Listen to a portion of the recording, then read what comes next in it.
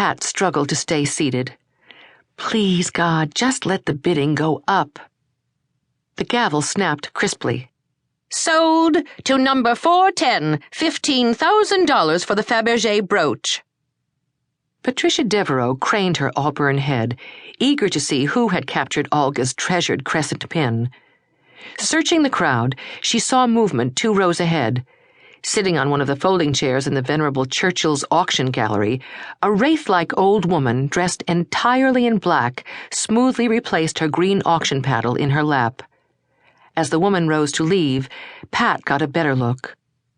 Luminous dark eyes peered out from her magnolia-skinned face. The woman's raven hair could not be untinted, but Pat suspected that years ago the shiny black had been its natural color. In her time, she must have been a real beauty, Pat decided. But now, the former beauty would be wearing Olga's brooch. Pat felt a tug of sadness. Dear Olga. How many times had the tiny Russian woman lovingly attached that pin to the collar of her carefully starched linen blouses? Olga had cherished the white enamel crescent, studded with tiny sapphires, a gift from her father who had once worked in the studios of the famed jeweler, Carl Fabergé. If an old woman was to wear this unique pin, Pat preferred that it be Olga. Fabergé, the imperial jeweler to the last Romanov czars. Pat and her 19-year-old son Peter watched the distinguished-looking auctioneer standing at the raised walnut platform stationed in front of the large room. Well-dressed men and women spoke softly into the telephones at desks banking either side of the auctioneer's podium. Their job was to efficiently express bids made by potential buyers not on the floor of the sales room. The auctioneer expertly moved through the numbered items in the Churchill's catalog. A small copper ashtray embossed with the Russian imperial eagles went for $1,400. A pair of silver Fabergé asparagus tongs earned over its estimate of $2,000. A silver table lighter in the form of a crouching monkey went for $25,000.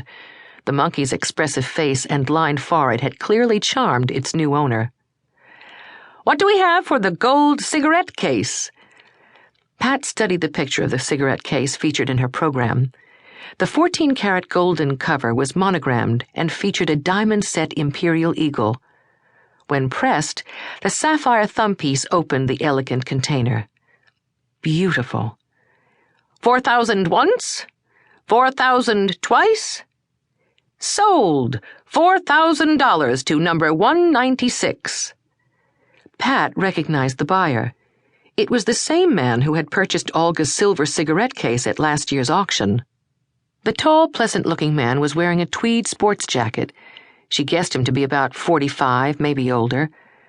As she studied him, he looked in her direction and smiled. Did he remember her from last year? "That's Professor Kavanaugh, my Russian studies prof." Peter was out of his seat and headed for the cigarette case buyer. The men shook hands, and Pat watched as Peter gestured toward her, and she could see his lips form the words, "That's my mother." Pat thought the professor looked surprised, maybe even pleased, to hear the information. Pat was used to it. People often commented that it had to be impossible for her to be the mother of a 19-year-old.